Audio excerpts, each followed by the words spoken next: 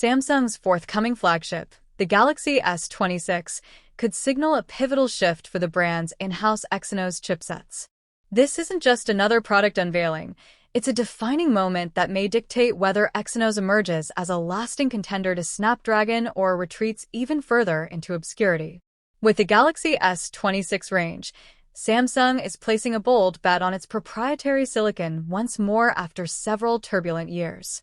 For the standard Galaxy S26 and S26 Plus, Samsung intends to divide the series between two processors, the Exynos 2600 in select regions and the Snapdragon 8 Gen 2 Elite elsewhere. This dual-chip strategy isn't new. Samsung has long employed a regional split. However, what sets this iteration apart is the heightened scrutiny surrounding Exynos. After completely omitting the Exynos 2500 from the Galaxy S25 lineup due to developmental hurdles and production delays, Samsung now appears resolute in launching the Exynos 2600. This processor is based on Samsung Foundry's cutting-edge 2nm process node, which was expedited following the stabilization of its 3nm technology in 2024. Achieving this milestone has been anything but straightforward. The Foundry division has encountered repeated challenges, prompting speculation about its long-term viability.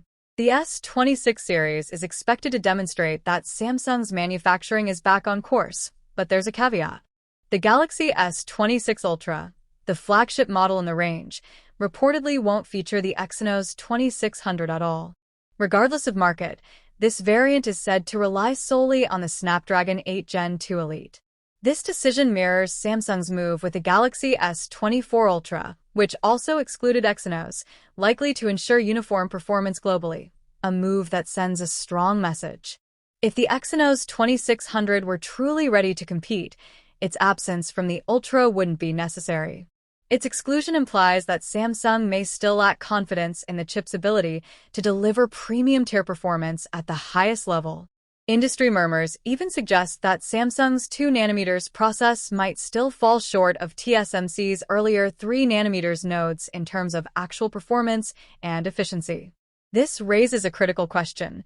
Does the average consumer even care? In reality, most users won't notice small variances in benchmarks or power usage, but the tech community will. And their opinions influence public sentiment. If the Exynos 2600 continues to show signs of thermal throttling, weaker battery life, or marginally lower performance, it will only solidify the existing negative perception of Exynos among enthusiasts. Samsung has invested heavily in reviving Exynos. At one point, Samsung Foundry was being dismissed entirely, with rumors suggesting potential closure. Yet the company doubled down, pushing forward in innovation in an effort to catch or surpass TSMC. The Exynos 2600 embodies that ambition. But this is about more than just one processor. Apple has successfully cut ties with Qualcomm by adopting its own custom silicon. Samsung aims to do the same, not only for smartphones but across its broader ecosystem. A strong, competitive Exynos chipset is central to that long-term vision. For this dream to progress, the Exynos 2600 must deliver not just decent, but truly competitive performance. It has to overcome past shortcomings and begin reshaping public perception. People need to stop recoiling at the mention of Exynos and start viewing it as a credible Snapdragon alternative.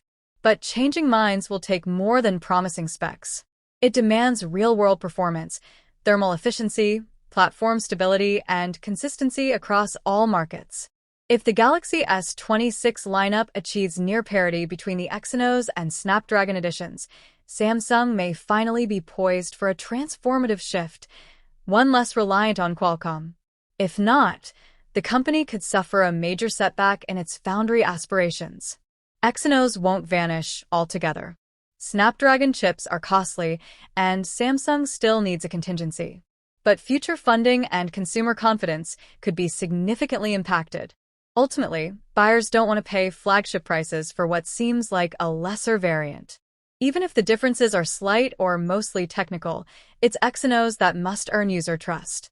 Once again, the Galaxy S26 will serve as the battleground. If the Exynos 2600 excels, it could herald a new era for Samsung's semiconductor efforts.